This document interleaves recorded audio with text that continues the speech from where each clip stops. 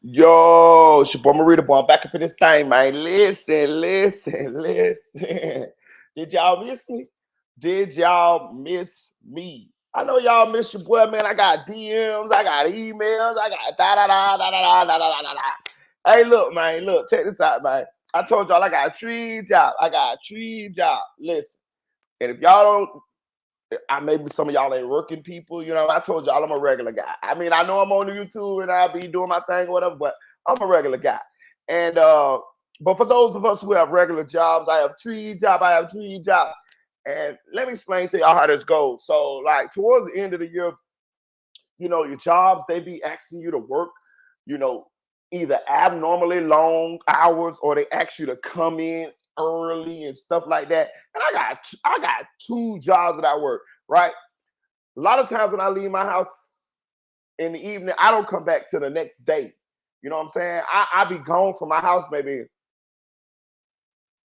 18, 17, 18 hours, right? So what happens is when I get home, I don't have only time I have time enough is probably take a shower, eat, maybe straighten up a little bit because I like to clean up before I lay down, or either I clean up before I leave.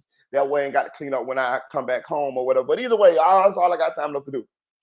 So it cuts into my time to when I can make these videos. If I actually edit a video or make a video, that take me about an hour and a half, right? Now, say I gotta do two videos, that's about a good 2.5 hours. Now that's cutting into my sleep time, right?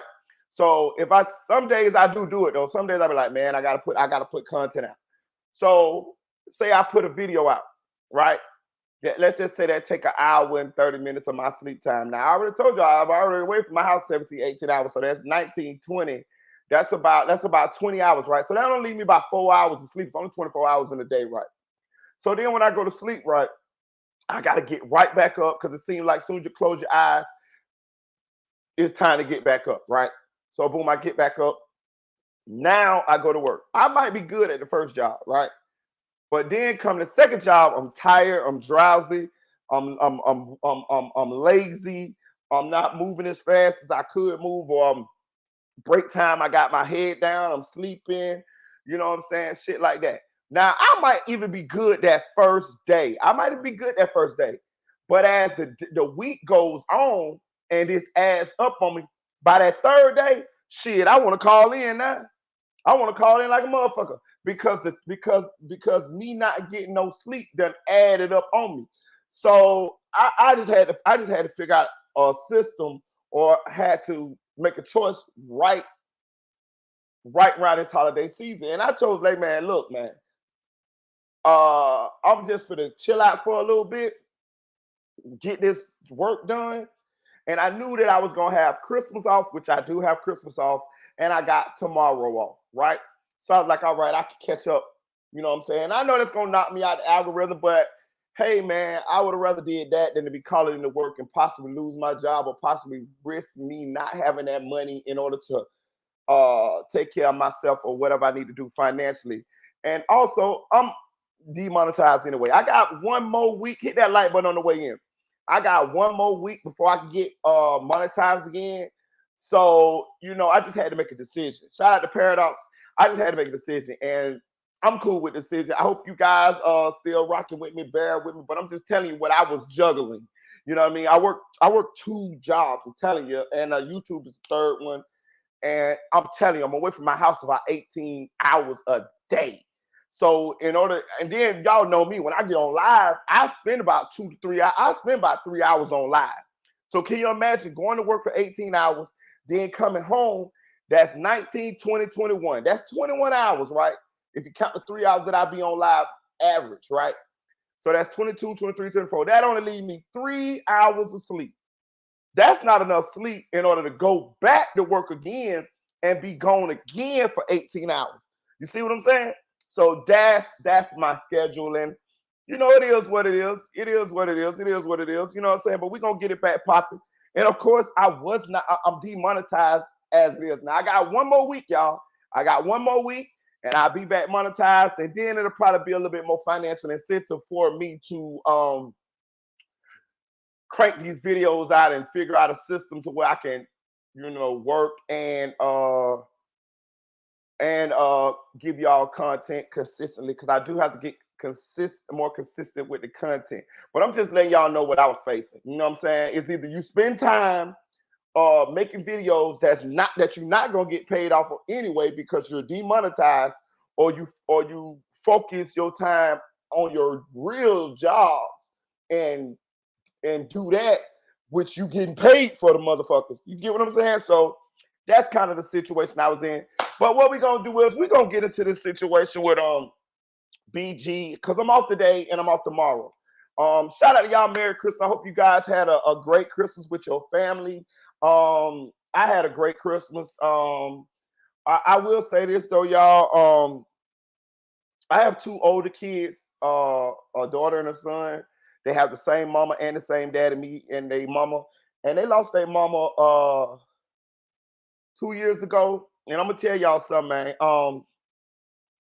One of the hardest things I ever had to do is to watch my kids hurt because they don't have their mother, man. And my kids love their mama. I love their mama. Their mama was my first love. She was my friend. Even after we broke up or whatever, we still remain friends. We still co-parented very well. Um, and she died all of a sudden. She was taken away from us all of a sudden. I mean, I think I'm still in mourning because of that, and I know my children are. And one of the hardest things I've had to do in life is to watch my children suffer and hurt because they don't have their parent. They don't have their mama. And they went to her grave the other day, and they do all kind of little things to commemorate her and stuff like that. Like they got like this big cardboard cutout of her in her sister house, and they got my daughter and them. They got all kind of stuff, man. They got all kind of stuff. They always um commemorate their mama and stuff like that. And it's really tough to watch them mourn and hurt because they don't have their mama. And of course, the Christmas and the holiday season, it just kind of brings it on more. And I got a feeling this is gonna be the norm going forward. Um, it was just tough to watch that, because as a parent, you don't like to see your kids hurt, and you would like to think that you fixed it. You know what I mean? I could fix this, I could help, I could do this, I could do that. But when I sit and watch my children hurt because they don't have their mother, and then I also realize that there's nothing I can do about that. You know what I'm saying? It's nothing I could do about that. And that's a real tough one. That's a real tough one. But all in all, I had a great Christmas. I got a little boy, a little son. He's 15 months old, and Jit had a nice Christmas. You know what I'm saying? He got blessed. And that's another thing. Me working how I work, when I see my son or my children that I could do what I need to do for them, it makes it all worth it for me. You know what I mean? For me, providing, being a man, doing what men supposed to do, protect, provide, and things of that nature, that brings me joy. So when I could see my son, you know what I'm saying, on his power wheel for Christmas, opening his gifts for Christmas and things of that nature, it makes me working them 18 hours worth it. You know what I'm saying? Like for real, for real. So um I'm cool with all of that, you know what I'm saying? But I just want to break everything down to y'all, you know what I'm saying? Because I know y'all be like, well, Marita, well, Marita, well, Marita. Man, shit, Marita be spread thin as hell. I be spreading myself thin. It's not a bad thing. If you're gonna be successful, you got to be busy. You got to be busy. You ain't gonna sleep that much, you know what I'm saying? So I get it. Um, I'm just explaining to y'all what all I have on my table. Don't just think Marita just sitting around bullshit and ain't doing nothing. No, Marita ass is out that door getting to it. You know what I'm saying? Marita out that door getting to the money. You feel what I'm saying? I'm not rich, but I tell y'all it is. Thank God. I would like to thank God for blessing me and blessing my family. I was thinking about this today when Christmas and stuff was, on my mind. I don't need not one thing. You see what I'm saying? Like, what I'm saying is this. I'd like to thank God that I'm at a position in my life where I do not need one thing. Now, it is things that I want. You know what I'm saying? It's things that I want. And I want you to understand it's the difference between wants and needs. It's things that I want, but as far as like need, I don't need nothing. You know what I'm saying? I do not need not one thing. Like, I don't worry about how I'm gonna pay this bill, how I'm gonna pay that bill, uh paying for this, paying for that. I don't worry about none of that. And it's been times in my life where I done had all them type of worries. You know what I'm saying? And I done had all that type of stress. You know what I'm saying? So when I sat and thought about that today, when I was thinking about Christmas and things of that nature, I couldn't do nothing but thank God. You know what I'm saying? I'm gonna thank God right here because, and thank you God, because that's a big that coming from where I came from, the humble beginnings where I came from, the things that I done been through in life, the ups and the downs. That's big, and I just like to. I just be honest with you. I just want to sit right here in this spot, this peaceful spot that I'm in right here in my life. Yeah, sure, I gotta go work. Yeah, sure, I spend 18 hours a day working. But I'm saying when I look at the grand scheme of things, it's a blessing because I don't really have a worry. I don't. I don't really have a worry. I got plenty of food in my refrigerator, rent paid, lights paid, clothes. I could go where I want to go. I can do what I want to do. You know what I'm saying? Like, uh, I can buy what I want to buy. Again, I have things that I want, but as far as like things that I need, I don't need shit. You know what I'm saying?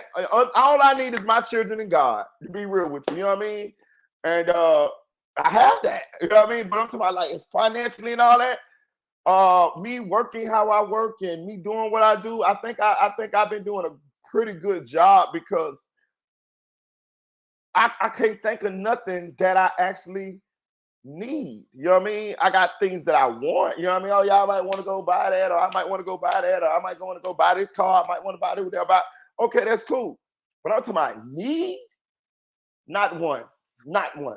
You know what I mean? And to be honest with you, it's been reflected in my weight. If y'all watch some videos, if y'all watch some videos from like 8 months ago to now, but I'm really done gained a little weight, boy. That's, you know what I mean? When they say when you see me getting fat, then I'm probably getting rich.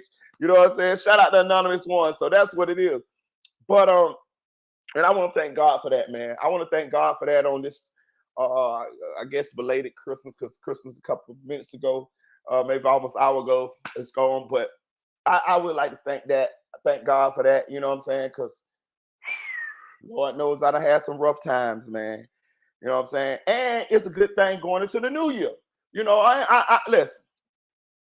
A lot of times we don't went going into the new year, and boy, let me tell you something. We be all kind of messed up, man. We be all kind of messed up financially. We all be mentally, you know what I mean, all type of shit. Uh I could even all right, even last year for me going into the new year, I was in a pretty rough place mentally. I was living out of the state then. I was living in Indianapolis and I had my own crib and shit, you know what I'm saying, or whatever. Um, that part was cool. But I'm saying as far as like stress, I had a lot of stress on me. Had to figure a lot of things out. And I could clearly say this point, this time right here, going into this year, man, I'm good, man. And I thank God for that. I'm good. I'm talking about I'm good. I can't do nothing but build on what the foundation that I'm that I'm setting now. But I saw the internet was going a little, it was a little rumblings. There's been a little rumblings about BG. Okay, so I'm from the Cash Money era. You know what I'm saying? Full disclosure, when I was 18, we had a crew of us, and they called us the Jernigan Street Hot Boys. I mean, we was lit. I mean, we was lit, bro. I ain't gonna tell you no lie. We had convertibles, we had rims, we had traps. You know what I mean? We had the latest clothes. It was a crew. I mean, I ain't gonna even cap to you, bro. We had a mean crew. We had like I'm trying to say without getting in trouble. We was the roughest crew in our neighborhood at that time, and the crew was a clique of how I'm gonna say gangsters. That's all I'm gonna say. I would say it's a clique of gangsters. Some of them did that. Some of them robbed. Some of them robbed banks. Some of them hustled. Some of them sold bricks. Some of them, we did it all. You know what I mean? We did it all. We did it all. I ended up going to jail for armed trafficking at that time. So I'm gonna just put it that way. Armed trafficking. If y'all don't know what that is, that's punishable by life. You know what I'm saying? I end up going to jail at 8. I think it was like 18. Yeah, 18. I ended up going to jail for armed trafficking. Armed trafficking. You know what I mean? So that let you know how serious we was. And a couple more of my partners in that crew in the Jernigan Street Hot Boys, uh, some of them end up catching 100 years for bank robbery. Some of them end up getting killed. I'm trying to think what happened a lot of. Some of them end up catching life, but quite a few of them caught life. But I end up, maneuvering and I'm straight, you know what I'm saying? But anyway, they called us that because of the Hot Boys. And we know that the Hot Boys, Cash Money Records, Juvie, Wayne, BG, Turk. And lately the internet been, going crazy with whether BG is a rat or whether he's not a rat. You know what I'm saying? And yeah, 100 years, anonymous one. My homeboy C Murder got 100 years. My homeboy C Murder, my homeboy Hot, he got 100 years, but he ended up getting killed in prison. Um, yeah, they got 100 years. Real talk. When I ain't lying to you, I mean like 100, like real talk, for bank robbery and attempted capital murder. Yeah, these are my dogs. I'm gonna do a story on. I got pictures on them and shit. Yeah, but anyway, the internet been talking about whether BG is a rat. I've been seeing this story circulate, make its rounds on these YouTube screens, and I ain't gonna lie to y'all. When I first saw this story circulating, I kind of paused. Let me tell y'all something about YouTube, right? A lot of times, hit that like button, y'all. Get me back in the algorithm, y'all. It's gonna be a slow process. Well, it's gonna be a little process. Get me back in the algorithm because I ain't been making videos in a while. But it's cool. It's cool. It's cool. It's cool. Um, y'all can help that by hitting the like button. But when I first started story on BG, right? BG is like the poster child for gangster. You know what I'm saying? Like his name stands for baby gangster. You know what I'm saying? And if y'all don't know how he got his name from, be honest with you, Terrence Gangster Williams. He was the original gangster, right? In that clique. And BG was in the streets of New Orleans and was so enamored with the gangster of Terrence Gangster Williams, which is baby named brother, to BG decided to call himself Baby Gangster. Like I'm a little version of gangster. And that is how BG became Baby Gangster BG, right? So check this out. BG is like the epitome of gangster. When BG got out, it was like uh the streets last hope, especially when so many of these dudes now is ratting and doing all kind of, you know what I mean, fucked up things. I'm gonna just say it like that. But they supposed to be gangster though.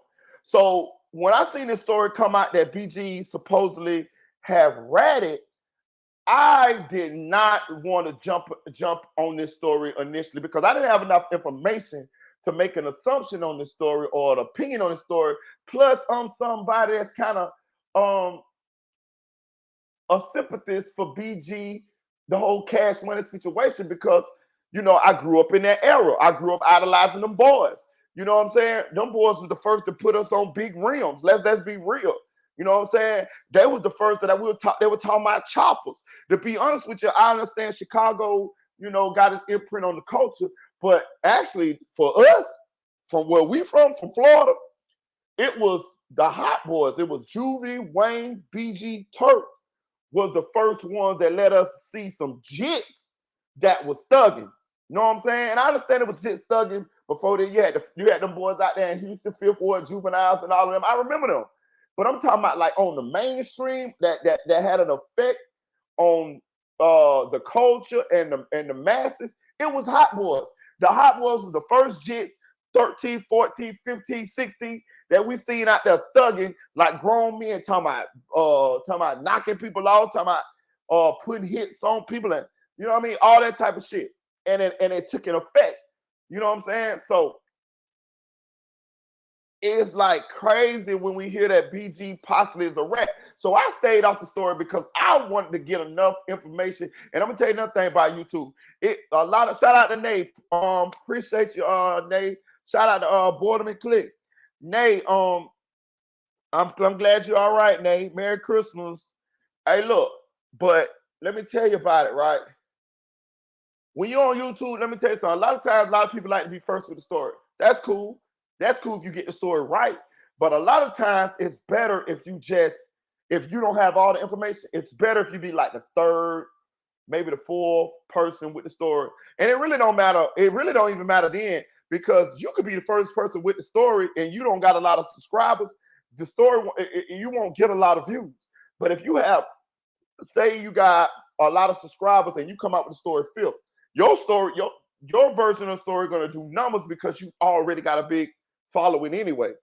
So the point I'm trying to make is, a lot of times it's better just to chill if you don't have all the information in order to see what the truth is. And I'm glad I waited, because let me tell y'all something.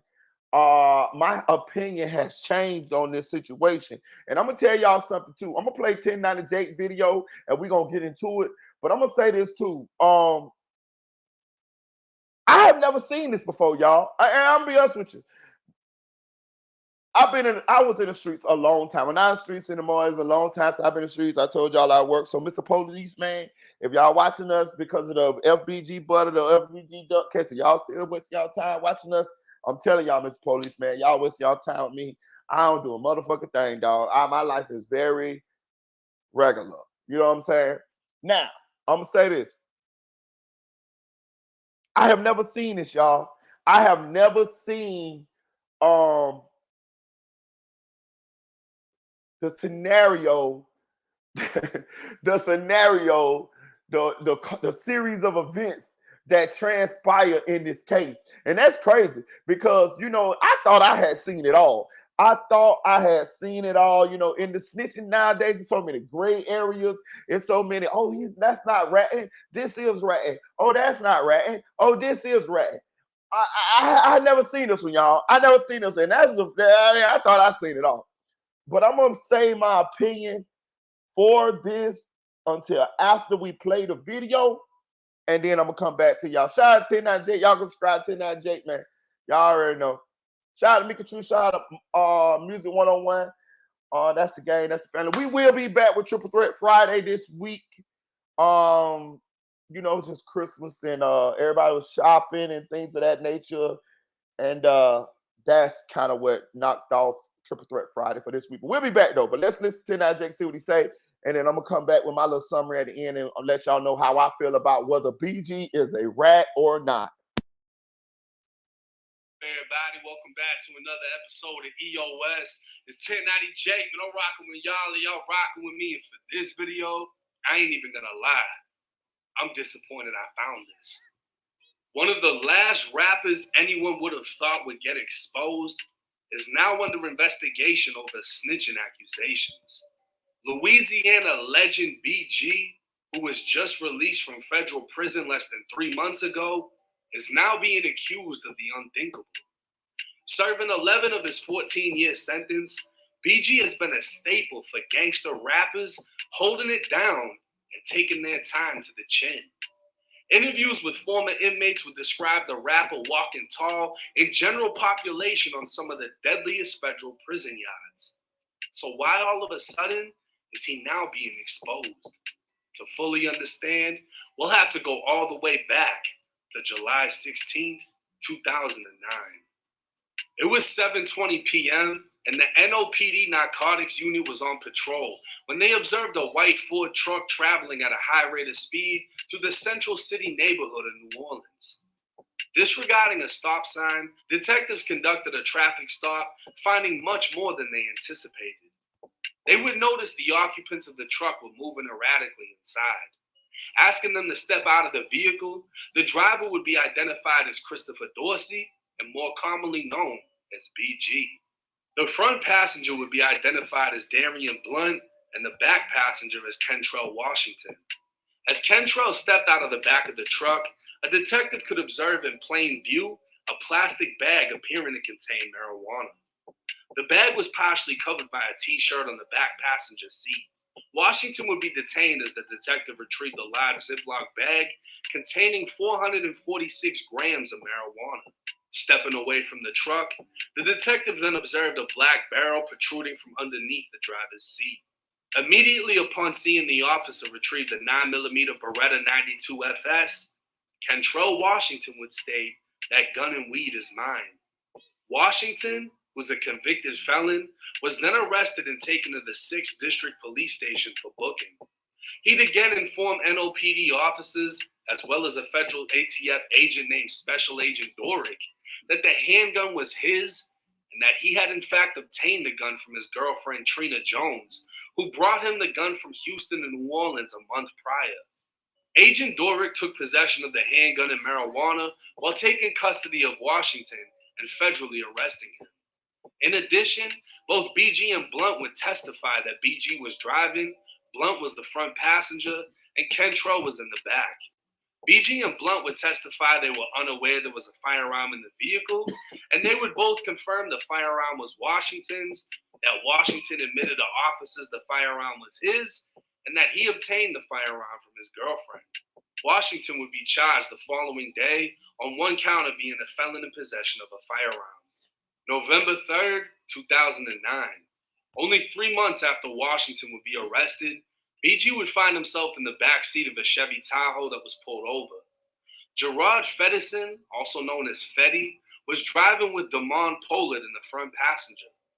Officers observed the butt of a gun under the center console of the Tahoe before asking if there was any firearms in the vehicle. All 3 men said no. Removing the men, officers recovered a 9mm Ruger P89, a Stoger 40 cal, and an FN57. All 3 guns were equipped with extended magazines. Further investigation would reveal the Chevy Tahoe they were riding in was stolen, and one of the firearms was also reported stolen. A New Orleans PD sergeant would arrive on scene when Pollard said, "The weapons are for us because they tried to jack my boy out of his jewelry," referring to BG. Pollard also stated the drugs in the car were his, as officers recovered pills inside of a Tylenol bottle. Officers spoke with Fetty, who stated he got the car earlier that day from a guy he knew as Charles. All 3 men would be placed under arrest. ATF agents would review phone calls made by Fetty in jail. The day after they were arrested, Fetty called his grandmother, who placed him on a 3-way with his girlfriend. On the recorded jail call that issues a warning saying the call is recorded, Fetty would tell her he, BG, and Pollard were at a daiquiri shop when they saw the police. Fetty said he forgot about the guns when he jumped in the truck, and when police got behind him, he closed the stash spot. Fetty said, "I keep a gun. I would rather be living than dead." He'd say he needs to talk to BG because the police report said BG threw a gun down, and he said BG's stupid for having a gun on him. The next day, Fetty would call his girlfriend telling her where he stashes guns in the truck and that Pollard doesn't have any convictions. His girlfriend would tell him Pollard could write a letter from jail saying the guns were his and that she could get the letter notarized. Fetty would then say he was going to get Pollard to sign an affidavit. He'd then say, "You know ain't no fucking gun was for that dude." meaning that the guns actually belonged to BG and Fetty. He continued on saying plenty of things he shouldn't over a jail phone before speaking with BG, as the two expressed concern over the feds picking up the case. 2 days later, Fetty would call BG, who made bond and was released from the New Orleans Parish prison. On November 9th, Fetty told BG to get Pollard out of jail so Pollard can sign the affidavit stating the guns were his. They believed if Pollard took responsibility for the guns, then the charges against them would be dismissed. And because Pollard had no prior convictions, the punishment would be less severe. Fetty would reassure BG, telling him he always gets affidavits signed, and as soon as it's signed, he'll be out of jail. Fetty would tell BG to put money on Pollard's bond and make Pollard hustle for the rest. November 24th, 2009. Pollard would sign the false affidavit stating Fetty and BG had no knowledge of the guns or drugs recovered from the vehicle. But witnesses would testify that BG brought him to the location and was with him when he signed the document. Furthermore, a cooperating witness would testify that BG provided money to Fetty while he was in jail and assisted in getting Pollard out of jail so Pollard could sign the fake affidavit. As federal agents continued to investigate, they discovered 3 YouTube videos of BG filmed on the same day. During these videos, BG is with several associates out on the street talking about their lives. In the first video, BG would shout out several incarcerated friends. In the second video, Fetty would pull 2 firearms while BG pulls 1, and Pollard can also be seen pulling a firearm. Who that is? Problems we got this. That's Fetty with the 2 FL. I got the dick on. I got this here on.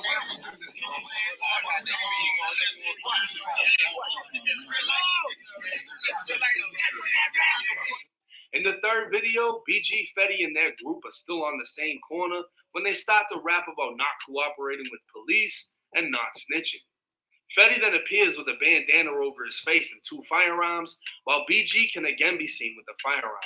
BG would be indicted by the feds in April of 2011 on 2 counts of felon in possession of a firearm. 1 count for the gun in the YouTube video, and another for the 3 guns in the vehicle. He'd also be hit with a 3rd count of tampering with the witness for getting Pollard to sign the fake affidavit. In August of 2012, BG would be sentenced to 168 months or 14 years in federal prison. Now, at no point within BG's sentencing transcripts would he receive any point reduction for cooperation, and at no point was there a 5K1 in his case showing cooperation. So when the actual case BG went to prison for, he never cooperated and received a hefty sentence.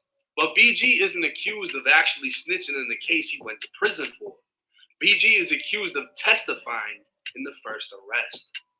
Back when Kentrell Washington took responsibility for the gun and the weed, saying they were his and he got the gun from his girlfriend, BG and the 3rd man would repeat exactly what Kentrell already told the officers. The wording used in the paperwork would state, in addition, both Dorsey and Darian Blunt would testify that Dorsey was driving, Blunt was in the front passenger seat, and Washington was in the back seat. Both individuals would testify that they were unaware there was a firearm in the vehicle, and they would both confirm that the firearm was Washington's, that Washington admitted to officers the firearm was his, and that he had obtained the firearm from his girlfriend. Many have become confused on the wording of this paragraph, specifically would testify.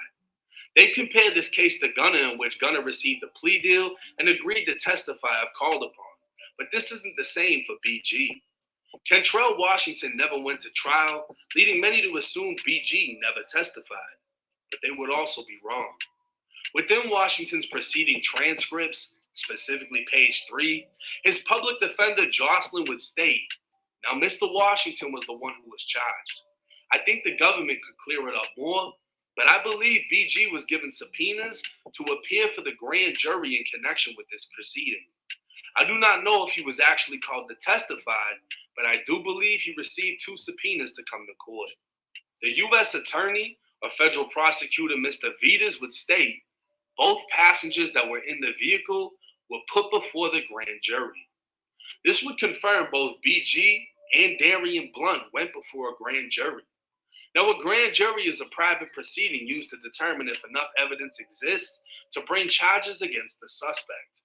With 16 to 23 grand jurors present, the prosecutor will introduce evidence or call on witnesses through subpoenas to testify.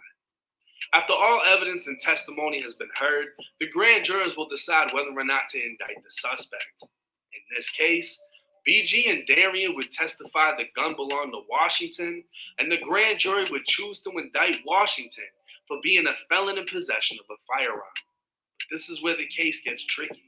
BG's very own state lawyer, Frank DeSalvo, would be representing Kentrell Washington in his Fed case. According to Washington, BG's lawyer promised he'd receive 1 to 2 years at most in prison. He'd plead guilty, then withdraw his guilty plea after learning he was actually facing 6.5 to 8 years. Hiring his lawyer, Washington would point out how his lawyer was also BG's, and 4 months after Washington was arrested, BG would be arrested in another case where BG tried to pay someone to take the fall.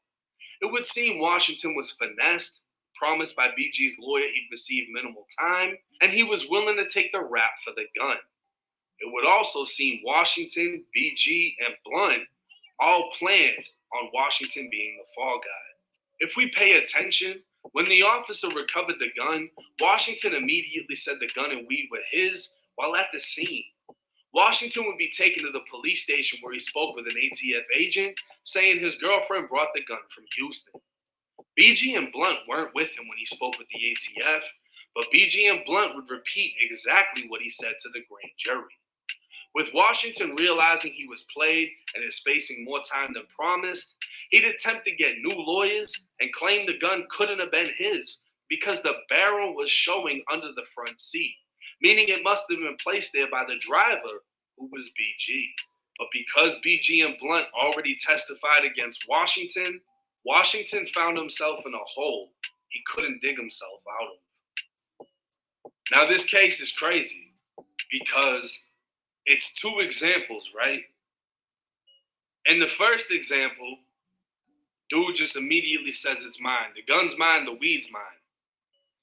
In the second case, the guy wouldn't admit that it was his, but BG and BG's homie would come up with an idea. Look, we're going to bond him out and we're going to give him money to sign off and say that the shit was his because he doesn't have any priors. He's going to be the fall guy.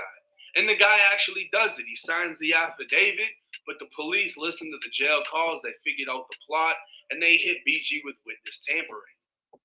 In the first case, that isn't how it went.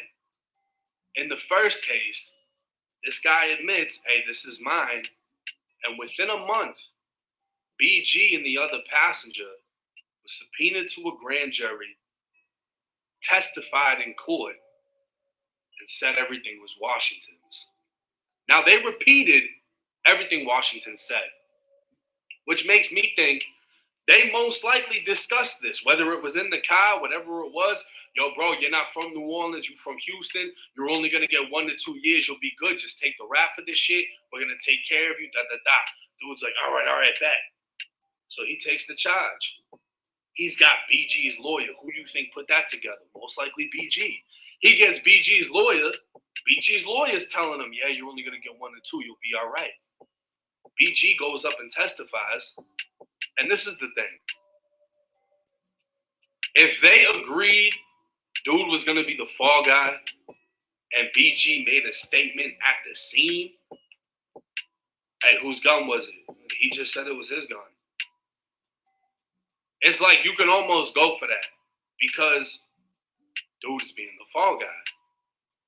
But BG testifying in court, how many rappers do we know that have testified in court? And it hasn't come with a label of being a snitch or a rat. BG actually testified in court saying it was dude. And what ended up happening is dude realized he got played, got lied to by BG's lawyer, fired the lawyer, tried to reverse the shit, and nah, this ain't mine, this couldn't have been mine. But BG and the other guy already testified against him. Those statements, along with him admitting to the shit, were used to secure the conviction. And dude ended up getting stuck with 6.5 years. So while you can say it's flawed that dude said he was down to be the fall guy and then try to reverse it back on BG, it's also flawed that they lined him up, lied about the amount of time that he could get, and then testified against him, which meant that there was no coming back. BG could have went inside of the grand jury and said, I don't know, I don't remember, I don't recall. But that would have left opportunity for the feds to take that charge and put it on BG. So by BG saying, Washington, Washington, Washington, he saved himself from that case, and then 4 months later finds himself in the same situation. I'm just as surprised as y'all. I'm interested in hearing what y'all think. Do you think that this is snitching? If he had a fall guy, and the fall guy is with it 100%, and BG testifies, and that's part of the plan, is that snitching because the fall guy changed his mind and now couldn't get out of the situation? Should BG have never testified? Is that against the code to testify even though motherfuckers is agreeing? Y'all let me know in the comment section. This shit bigger than me. Y'all let me know what y'all think. That's what I'm going to go with. It's 1090 Jake.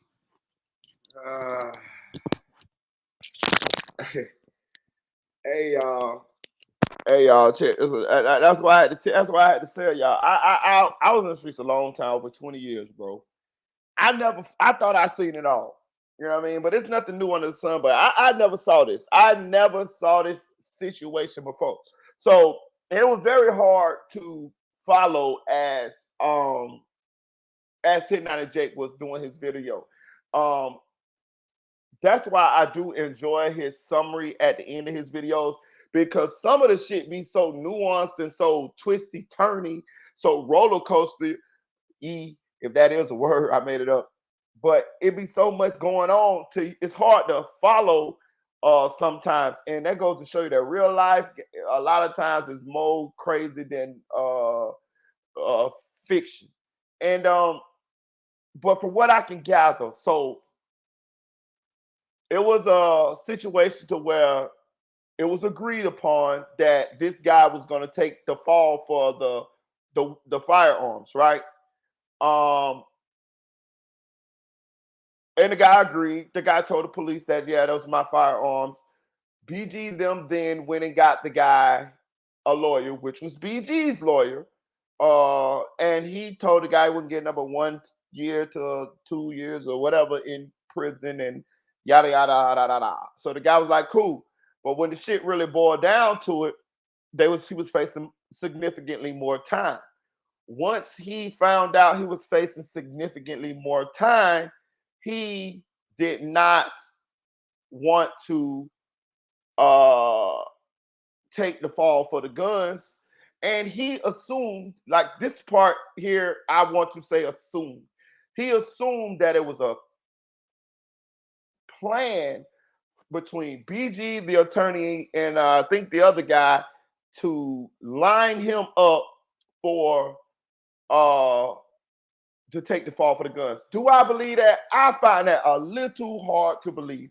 I don't think that and I could be wrong. This is all opinion here, y'all. This is all opinion. I don't think that BG's. I'm like, yeah, we gonna set this nigga up to take the fall for the guns. No, I don't think that what happened. I think what happened was, I think that they told him that he wasn't gonna get that much time, whether the lawyer or however. And you gotta think, when the lawyer tell him that, that's just the attorney, his attorney, which was BG's attorney, telling him, hey man, you ain't gonna get no but this much amount of time. That's what he's assuming. When you actually get to the process of where the state has offered you a plea, that the plea that they offered him was significantly more time than the lawyer initially told him, right? I think that's what happened. I think the lawyer told him, yeah, man, I get you a year, 2 years, you're gonna be out, da. And I think when it actually got in front of the state attorney and all of that, they was like, nah, we're gonna give him this much amount of time. And I think when that lawyer went back to him and told him the amount of time that they was offering, I think he assumed that it was all a concerted plan between BG and his attorney to line him up. I don't think that's what happened. I think it just played out that way. I don't think they lined him up. I think he may have assumed, and let's be honest with you, I don't even know if he assumed that. It could have been 1090 Jake spinning that narrative to say that they lined him up. It's very easy to make that assumption when you see what the series of events that happened. That's one thing I noticed when 1090 Jake was doing this video. It's very easy to assume the narrative that BG and them lined this guy up. You know what I'm saying? It's very easy to do that because the attorney was BG's attorney, and BG and the other guy did testify in front of the grand jury that those guns were the other guy's guns. So it's easy to spin that narrative. Is that the real reasoning? Is that the real thing that happened? I don't know. 1090 Jake don't even know. All we know, the reasoning behind it. You know what I'm saying? He don't even know. The only way to know is if BG and that other guy said, yeah, we was trying to line that fuck nigga up. You know what I'm saying? We want him to take the fall for this shit. Yeah, we lied to that fuck nigga. We trying to get him 6.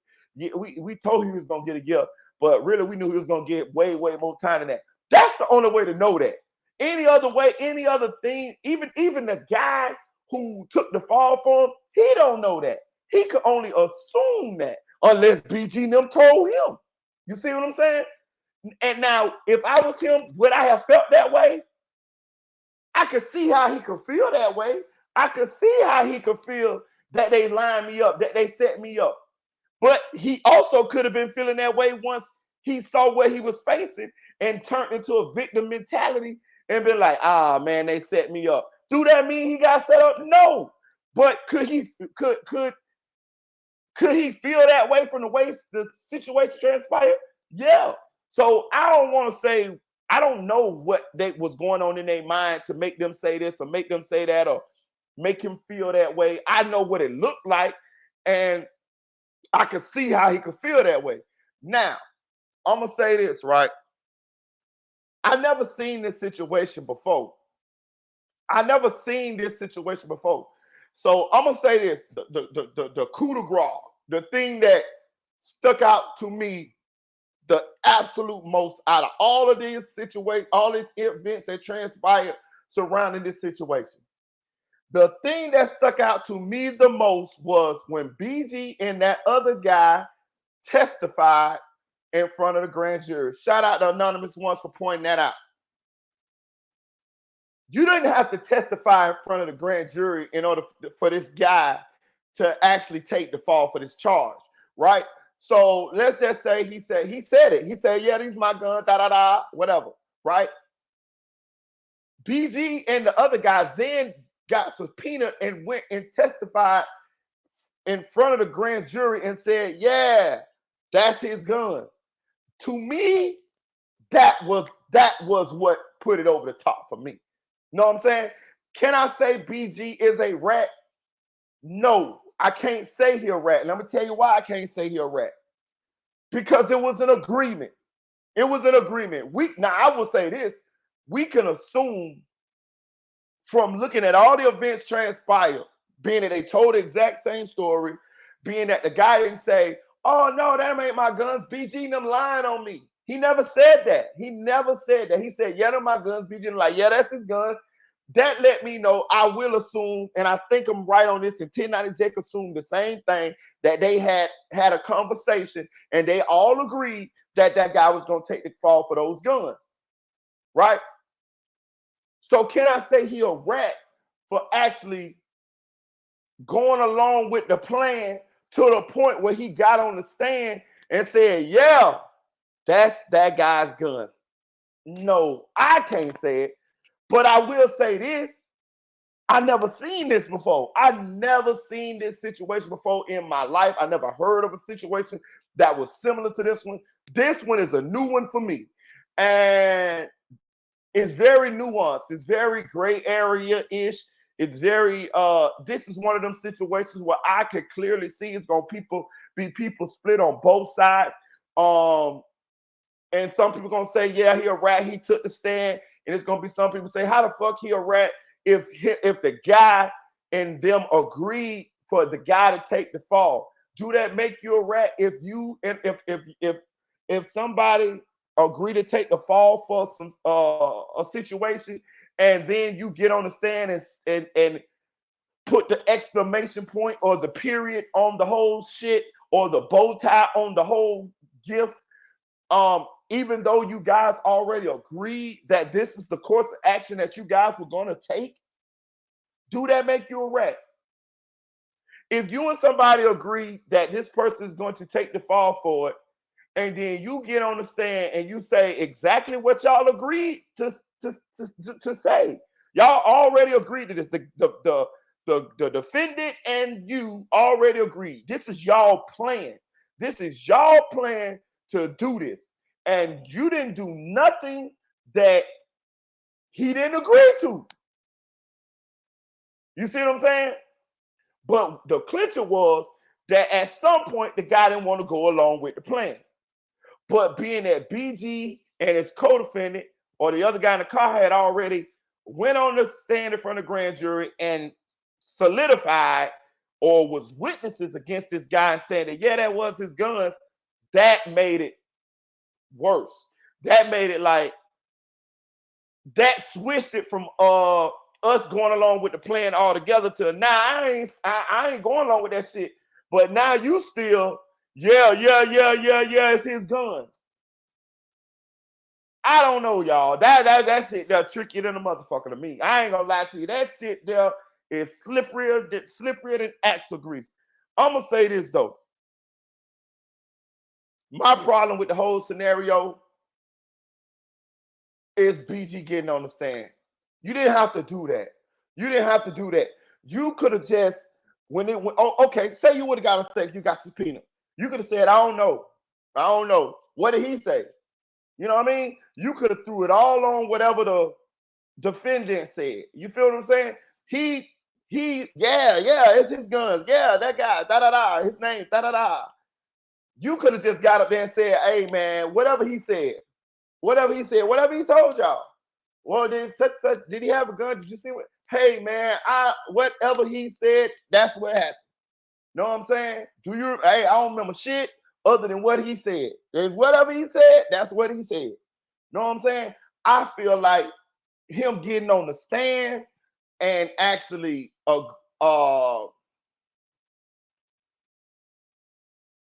putting the nail in the coffin was a bit much.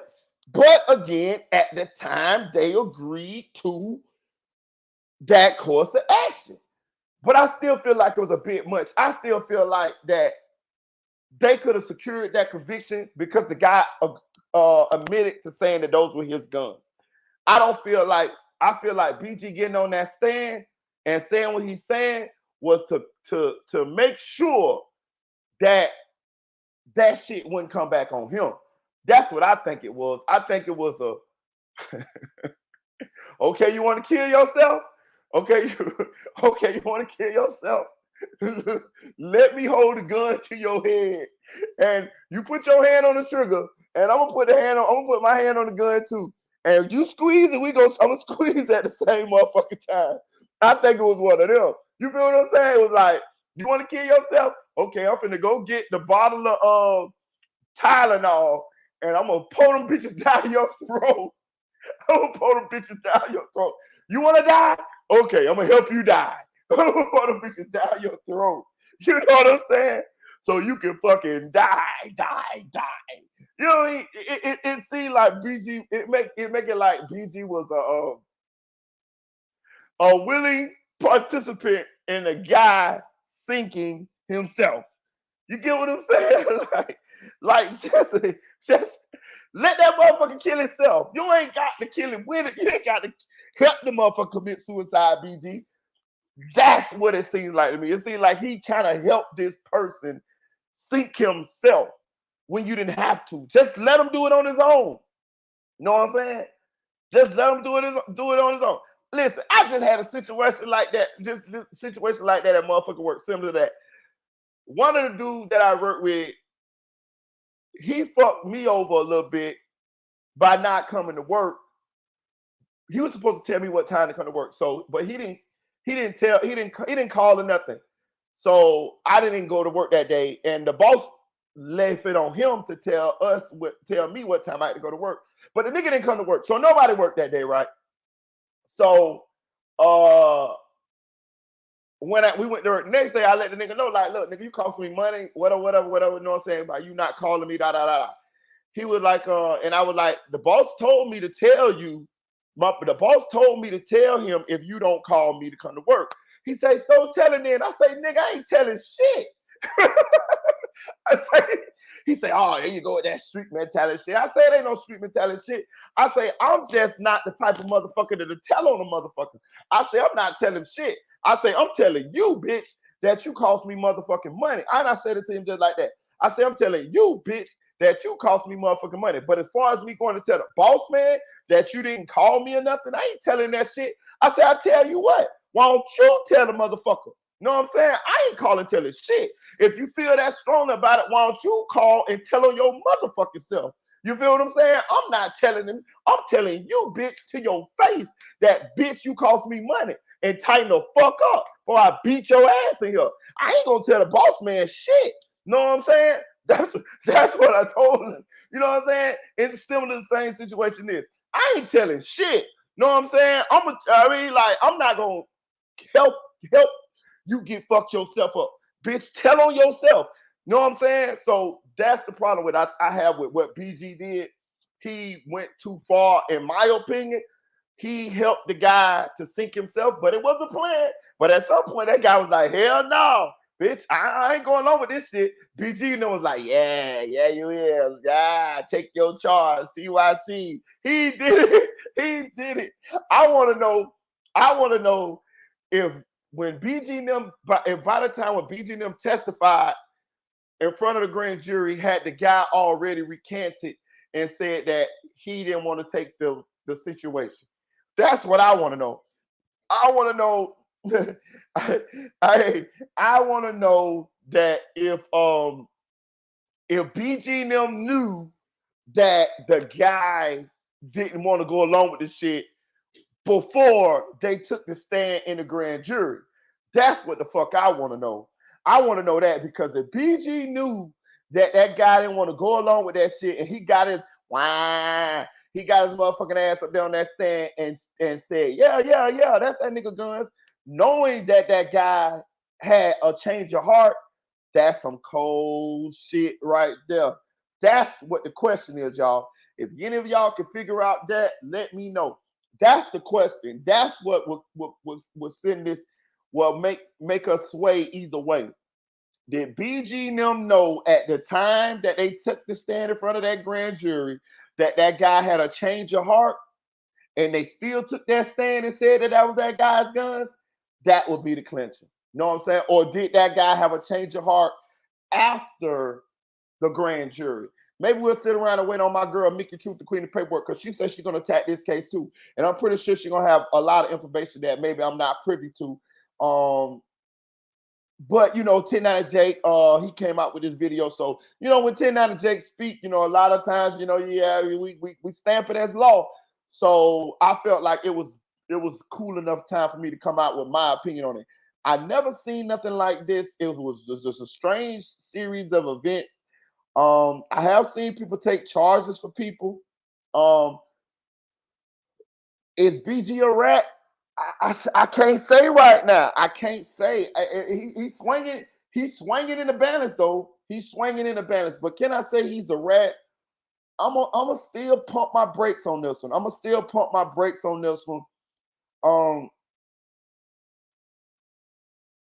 It's gonna be those who say he is, though. It's gonna be those who say that he should have never took the stand. But my thing is, they agreed.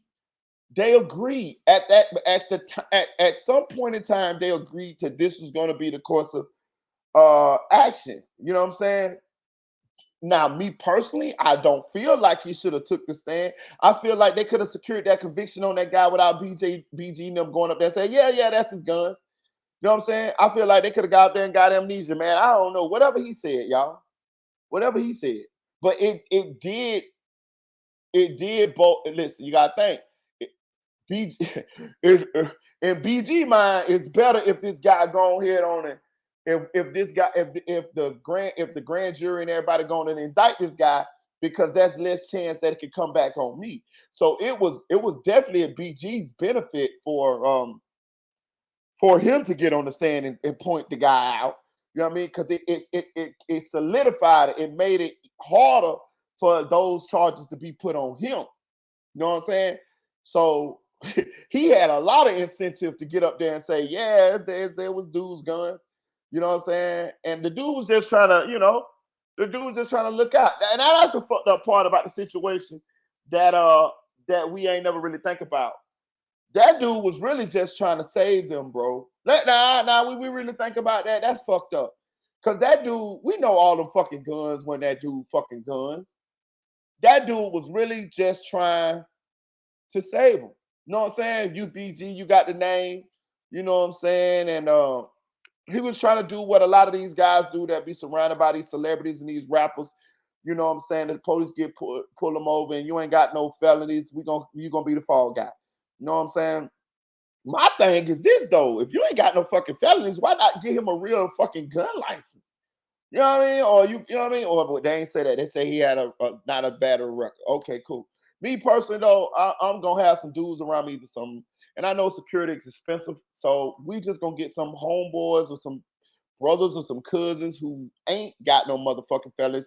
We're gonna go get them their motherfucking gun license and they gonna be part of the entourage. I don't give a fuck if I never hung with you a day in your fucking life.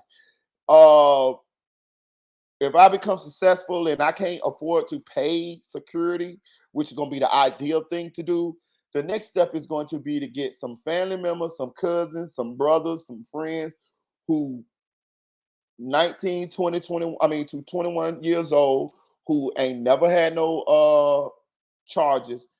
We're gonna take you to get your gun license. You're gonna go to the, you know what I mean, the classes and all of that type of shit there. And you don't even gotta have a motherfucker nowadays. But I'm just saying, those are the people who gonna be in the car with me. You know what I mean? I don't give a fuck what nobody say. Those are the people gonna be in the car with me. You know what I'm saying? And they're gonna go to the gun range. And eventually, I mean, as they hang with me, they're going to be going to the gun range and training a lot. You know what I mean? We're gonna have y'all going through the obstacle courses. So in the next 6 months to a year, bitch, y'all motherfuckers gonna be Call of Duty Black Ops motherfuckers fucking with me. You know what I'm saying? And we gonna get y'all there. You know what I mean? That's how we gonna do this. And eventually we're gonna have y'all start y'all own security uh business. Of course, I'm gonna be a partner. I'm gonna be a silent partner because I'm gonna fund it. But yeah, the security business is gonna be, you know what I mean, your security business, but I'm gonna be a silent partner in that motherfucker. You know what I'm saying? And yeah, that's how we're gonna do that. For real, for real. That's how I would do it. You feel what I'm saying? You know, but is BG a rat? Fuck, I don't know, man. I don't know. Y'all jump in the comment section, jump in the chat. Y'all beat me up in the chat. Let me know what y'all opinion is, whether BG is a rat or not. That shit very complicated. That shit very nuanced. I will say this. This is not a good look for BG. But I do see how people are going to be able to, how BG may be able to sidestep this one. But I'm gonna say this too. When I seen BG's reaction, see, I'm gonna tell y'all something. A lot of times you could tell by the reaction of these guys as to the way they feel about the situation. Of course, Terrence Gangster Williams, baby brother, OG Giggity, Mr. Answer Right Back. He kind of leaked this out for nefarious reasons. And when I seen BG's response, BG said, what a rat say matter? You know what I mean? Like, when I seen that, that's not the right response for the situation. That's like saying, who cares? You know what I'm saying? That's like saying, who cares what he say? Instead of you addressing what he's saying, you attacking who's saying what they're saying. You're not attacking what was said, which made me feel like he felt like what he did wasn't, you know what I mean, wasn't 100. You know what I mean? Like instead of him saying, "What? Hold on, man. This is what the fuck happened." Da da da da da. And standing on that and feeling like he did nothing wrong, he didn't do that. He attacked Terrence Gangster Williams, saying, what do it matter what a rat got to say? That's the same thing King Yella did when 1090 came out with King Yella's situation. He said, "Oh, we listened to a white boy. We listened to a C word." You know what I mean? Oh, we let nerds tell us what's snitching and what. No, bro. No, that's the number one sign that you felt like you did something wrong. You know what I'm saying? Because you attacking the person that's saying it instead of attacking the situation. What you should have did was explain the situation. But you attacking the person that's the vehicle for the situation being put out there. To me, that's a telltale sign of you feel like you did something wrong. You know what I'm saying? Because you wouldn't just do that. You would just tell us the scenario of what happened. You know what I'm saying? Let me tell y'all something. That's how you can always kind of tell whether somebody feel like they're guilty or not. If when the situation come out and they attack the people who talking about it first, now they can attack them second. You know what I'm saying? But if they attack them first, that lets you know a lot of times how they feel about the situation. I'm not saying they did nothing wrong. I'm saying that lets you know that they feel like they did something wrong inside themselves. But if they talk about the scenario as to what happened and break it down, then that'll let you know that they felt like they didn't do nothing wrong, and they letting you know what happened so you can know what happened and you can understand the course of events that led them to whatever happening happened. You feel what I'm saying? Like I'm be honest with you.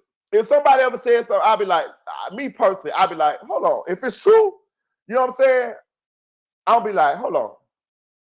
Or if it's close to true, or if I could see how they could spin, because motherfuckers will spin shit too. You know what I mean? Motherfuckers will spin shit. You know what I'm saying? Just like 1090 Jake may have spun that they tried to line the boy up. We don't know if they tried to line him up. You see what I'm saying? Like that's a perfect scenario. You see how 1090 Jake said, "Oh, BG, the lawyer, they tried to line the guy up." We don't know if that's true, bro. BG could come out and say, "That's not what the fuck happened. What the fuck happened was we agreed. The lawyer thought he could get him this much time. When it really played out and the lawyer and the shit hit the state attorney wasn't offering that much time. They was offering this much amount of time. And that's how he get, to offer being significantly more than what the lawyer initially thought that he could give him. We didn't line him up. The shit just played out like that. That's how he should explain that if that's really what happened. But you could also explain it the way 1090 Jake explained it. Oh yeah, they tried to line him up. Da da da da da da. I'm just trying to show you how some shit could be spun to seem like that's really what happened, but that's not really what happened, bro. This media shit is hell now. I'm telling you. I see people spin narratives every fucking day, bro. I done sat here and watched. Shout out to my girl Mickey Truth. I done sat here and watched people spin narratives. Listen, that lady who sound like she got a frog in her fucking throat, who don't like Mickey Truth, that lady who sound like George Burns, that lady who sound like she got one of the motherfucking things up to her throat, who who got throat cancer. Bro, listen, I listened to that lady video for the first time the other night when I was at work, bro. Never heard this lady videos. I always heard about the lady, but I never listened. And I just so happened to see her shit on my thing, so I clicked on the shit. Bro, when I tell you that lady could spin, goddamn it, I mean, she worse than a merry-go-round. That lady, I seen that lady say, "Mickey, it wasn't a lobby, it was a corridor. Since you know everything, it wasn't a lobby, it was a corridor." Hold on, bitch. Hold on. When I seen that, I say, get the fuck out of here. Hey, look, this bitch was so fucking that lady hate Mickey so bad till she said, Mickey, they didn't pull you in a lobby, they pulled you in a corridor. Frog in the throat ass bitch.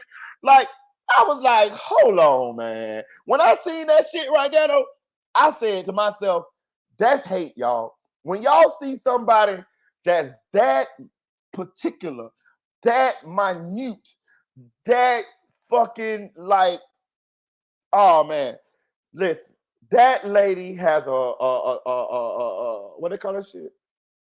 What they call that shit? She's got a goddamn hard on for Mickey, and me personally, me listening to this lady, I look, that shit there, it's like an obsession, y'all. I'm telling you, like I never seen no shit like that. She was correcting whether it was a lobby and a corridor. It's a corridor, Mickey. Sounded like she about 89 years old, hooked up to some goddamn oxygen machines and shit. I said, God, that I'm telling you, she a man. I'm telling you, that lady got hair on her balls. I'm telling you. I promise you. I promise you. I promise you she got a mustache, y'all. I promise you she got a mustache. For real, for real. But and her sound keep going out of shit. Like, bro, I'm telling you, she like that old lady. You ever see that movie Drag Me to Hell? You know what I mean? When they had fucked over that little gypsy lady. You know what I mean? That's what she is. See that old lady, I'll drag me to hell. I'm telling y'all, for real. I'm telling you. I'm telling you. Listen, but I saw how she was spinning shit. I would listen to that shit. I was getting upset. I'm like, hold on, bitch. Hold on. Like, come on now. I was listening to some of the shit that she was pointing out, and I was like, you really made a video on this? Like, you really, like, really? Like, like, really? She was saying, I don't mean to get off into a tangent, but I'm just saying, she was saying that, how I would say this? She was saying that Mickey lied and said, I want to get this right. I want to allow the old man. She was saying that Mickey lied and said that she was saying that Mickey lied and said she was threatened. Oh, she said that she lied. Mickey lied and said that she was told to leave, but she wasn't. But some kind of way the lawyers in the court, the sheriff or somebody, somebody told. She was saying that somebody didn't tell Mickey to leave. But the fucked up part about it is somebody did tell her to leave. I forgot whether it was the sheriff or the feds. Where they told her that it would be that they could, that her safety was in what's her name, and that they could give her escort and this and that there. But it was one law enforcement agency. I think it was the sheriff that was inside the courtroom. I think they didn't know that the feds had, told Mickey, that it's a safety situation that, do she want to escort this and that there. But the ones in the courtroom didn't tell Mickey.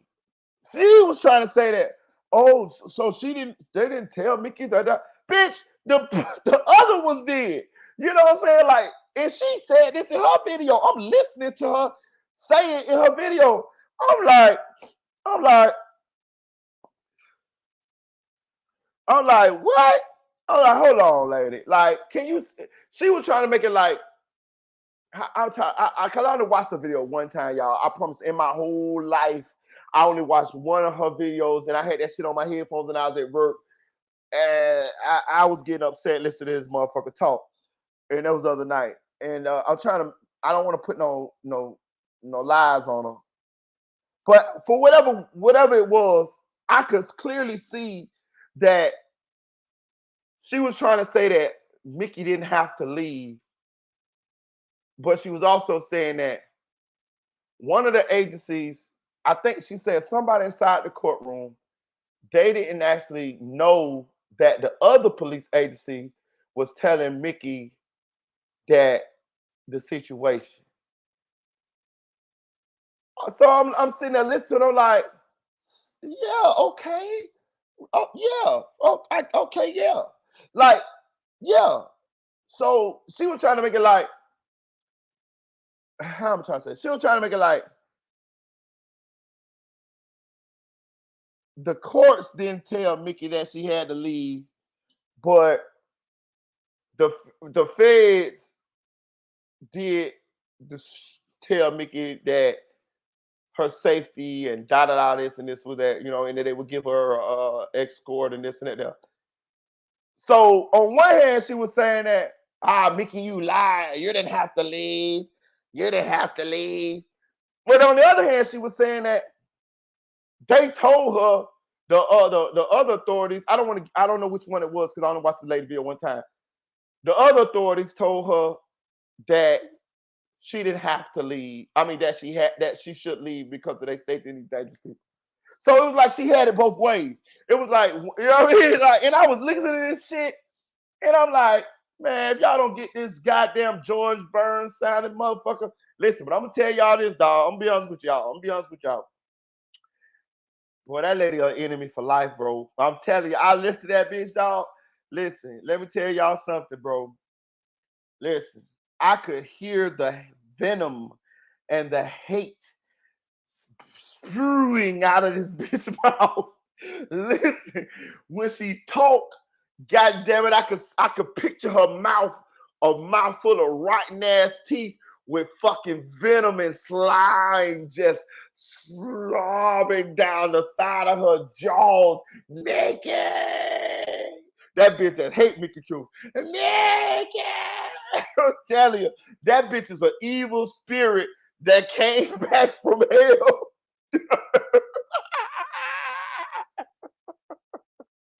Hey, listen. That bitch is an evil spirit that somebody summoned up on a Ouija board.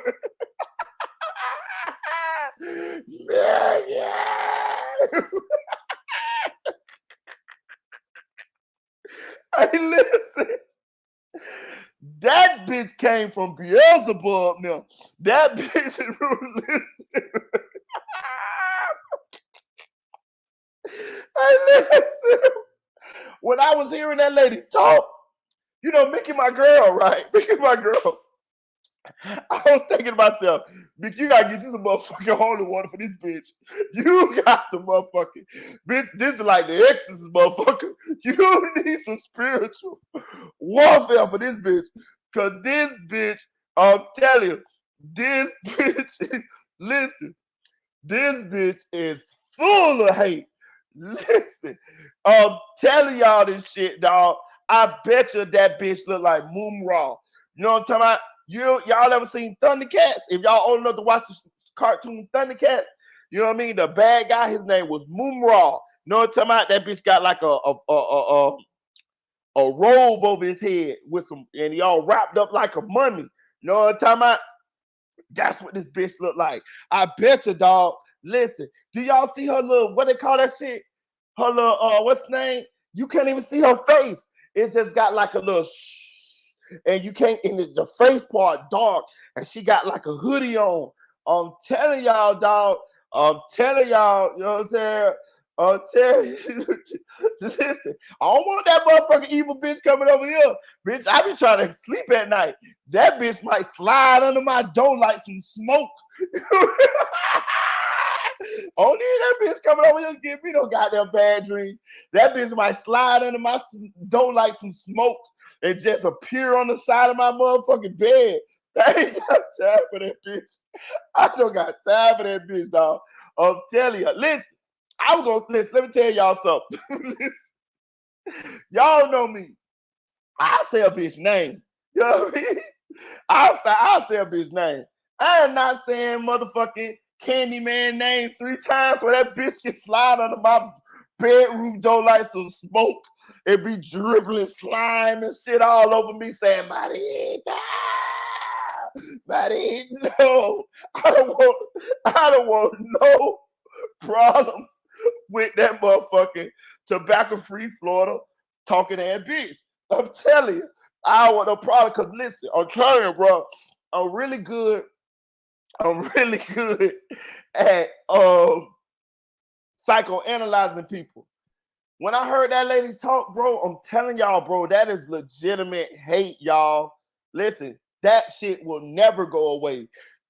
Listen, I know Mickey don't wish that lady no harm, but she better hope that bitch choke on the chicken bone and die in a house by herself.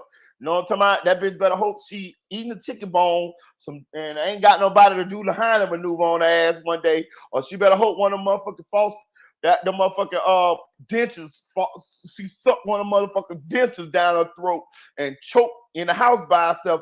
Because other than that, that bitch is going to hate her for life. I'm telling you this shit, dog. That lady, that fucking lady ain't bitch. And Eva live a long time too. I bet you if you look at that bitch toes, that bitch look like she sleep in the closet, hanging upside down like Dracula. I'm telling you. Listen, I could just tell it in her voice, y'all. I'm telling y'all this shit, dog. I'm telling you, that bitch is evil. You know what I'm talking about? For real, bro. Don't that bitch sound like an old evil spirit? Tell that bitch sound like an old evil spirit, y'all.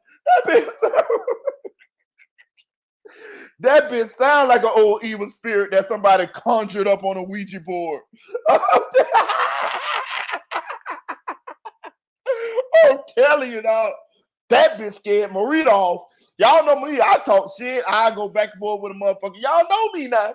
When I tell y'all I heard that bitch talking, I knew that bitch was for the depths of hell. Hey, listen. When I heard that bitch talking, I said, Mickey on her own with this motherfucking with this exorcist. I have no problem with that bitch. I know the devil when I see him. I know true evil when I see it. That bitch is true evil, man. I'm telling y'all this shit now. I'm telling y'all this shit. You know what I'm saying? Mickey can do it though. She can get a cross. She can do it. I believe in my girl. She can get her a cross. You know what I'm saying? And she can get the Bible. And she get us some goddamn holy water. And goddamn it, I'm telling you, she can fight. She can do it. She got a pure heart. You know what I'm saying? She can do it.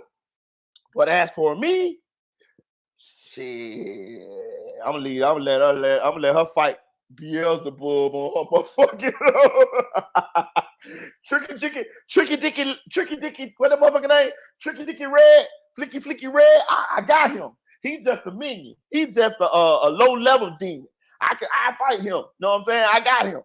But goddamn Beelzebub himself, that old lady that sound like she got a frog in her motherfucking throat. I can't fuck with that motherfucker. I can't fuck with that motherfucker, y'all. I can't fuck with that motherfucker, Mickey. Mickey, I can't fuck with. I love you, Mickey. You my girl, but I can't fight Beelzebub and motherfucking self. That bitch is Beelzebub. I'm telling you now. I'm telling you some real shit now. All right, now, hey, look.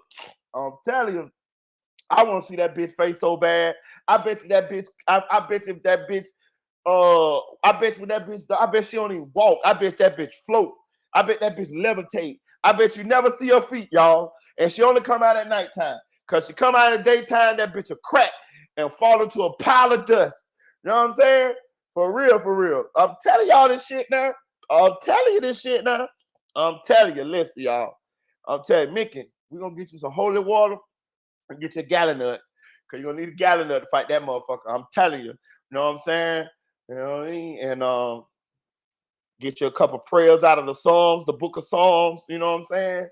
I'm gonna get you one of them good Bibles with the big gold cross on the front of that motherfucker. And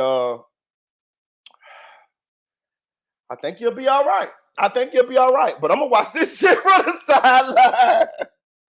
I'm gonna watch this shit from the sideline. I got Tricky Dicky Red. I got the minions. I got the low-level demons. I got them. You know what I mean? I can Bruce Lee them motherfuckers. You know what I'm saying? You know what I mean? I can get loose with them. You know what I'm saying? I can take 4, 5 of them bitches at one time. You know what I mean? Like John Wick, I can pop, break necks and shit. You know what I mean? But when it comes to that real deal, motherfucking that they conjured up off a Ouija board, I'm telling you, that bitch came out of a Ouija board. That bitch, what her name? I don't know. I don't even want to say her name because you said the bitch name 3 times. The bitch come up under your door like smoke and pop up in your room. And I ain't got no time for it. I ain't got no time for it. I don't want that bitch to be levitating around in my motherfucking house in the middle of the motherfucking night, scaring my goddamn children and shit like that there. You know what I'm saying? But the bitch that came up out of Ouija board, I don't want no problems with it. I don't want no problem with it. All right, look, but I'm gonna get off this live, man. It's been real with y'all. Hit that like button. I fuck with y'all. I might go live again later on tonight. I've been sleeping a little bit the other day, so I might talk about TD Jakes, man, because you know what I mean. They be, hey, that's some shit I can crack on again. You know what I mean? I ain't got to worry about God hit me with a lightning bolt. You know what I mean? You already done, you know what I mean? TD Jakes, y'all is already on the way out of here. You know what I'm saying? So. Like, share, comment to the video, man. Shout out Border McClick. Shout out Anonymous One. Shout out Nate Said It. Shout out to Mickey Truth. Shout out to Music 101. Shout out to Nephew for Real. Shout out to Flyboy Microphones. Shout out to who else? Shout out to Audio Crack 22. Who else? I want to get all y'all shout. Shout out Paradox True. It's been real. It was fun. It's been fun. Get back in the swing of things, man. I'm be trying to be a little bit more consistent with the video, but y'all know I got 3 jobs, so I got to figure out how to do this. I appreciate y'all. Like, share, comment, subscribe, share this video, man. I'm glad you guys I hope you guys had a Merry Christmas with your families. I'm glad you guys are still here rocking with the channel, man. Beat me up in the comment section. Let me know if y'all think BG is a rat or not. I don't know. I'm on the fence with this. You know what I'm saying? I do think some more information gonna come out in the coming days, and we may have to revisit this topic to see if our opinion has changed on the situation. It's a real sticky situation. I never seen this situation before. That's why once the 1090J came out with this video, I felt the need to give my opinion on it then because it was very nuanced, and I was like, wow, I never seen this shit before. But like, share, comment to this video. Chill.